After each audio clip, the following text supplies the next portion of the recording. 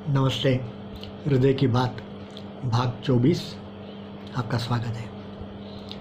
हम प्रार्थना की बात कर रहे थे, तो प्रार्थना की तीनों लाइन मैंने आपको बता दी है।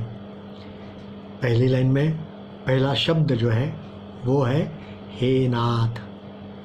ईश्वर को हम अंदर से पुकारते हैं, बस एक छोटा बच्चा जैसे माँ को पुकारता है वैसे पुकारते हैं। दूसरी लाइन है, माने वो पहली लाइन जो है वो है अपने जीवन का लक्ष्य क्या है वो बताती है।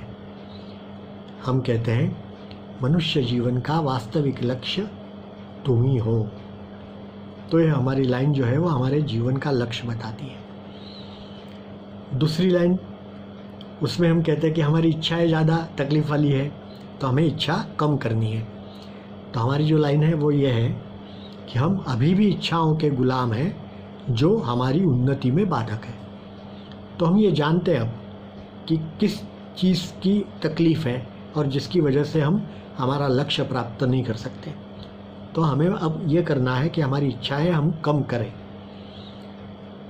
ये यदि हो गया तो फिर दूसरी बात, तो तीसरी लाइन में हम समर्पण भाव, ईश्वर के ऊपर सारा कुछ छोड़ देने की वृत्ति, उसके अंदर हम कहते हैं फिर से हे नाथ को ही, तुम ही वो एकमात्र ईश्वर और शक्ति हो जो हमें उस लक्ष्य तक ले चल सकता है।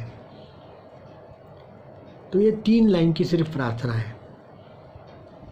जैसे मैंने बीच में बताया था कि ये हमारे जीवन की वास्तविकता हम बयां करते हैं और वो हमें खुद को याद दिलाने के लिए हम बोलते हैं। तो हर रोज़ रात को सोते समय हमने ये प्रार्थना करनी है।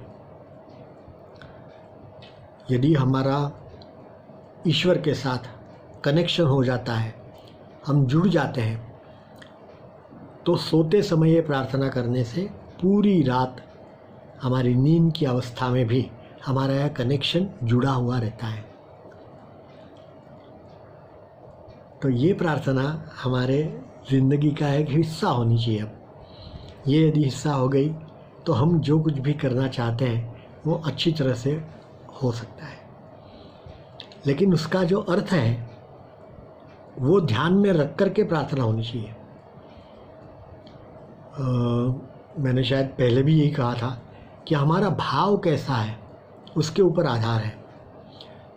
यदि भाव से हम कहेंगे तो ही ईश्वर तक वो पहुंचता है और ईश्वर हमारे लिए कुछ करते हैं। यदि हमारा भाव उस प्रकार का नहीं है, अंदर से जब तक नहीं आता ना, तब तक कुछ काम नहीं है। बराबर है। तो इस प्रकार की प्रार्थना हर रोज़ हम करें और हमारा जीवन सफल हो, आध्यात्मिक हमारी उन्नति हो, ऐसी सबके लिए शुभकामना। धन्यवाद।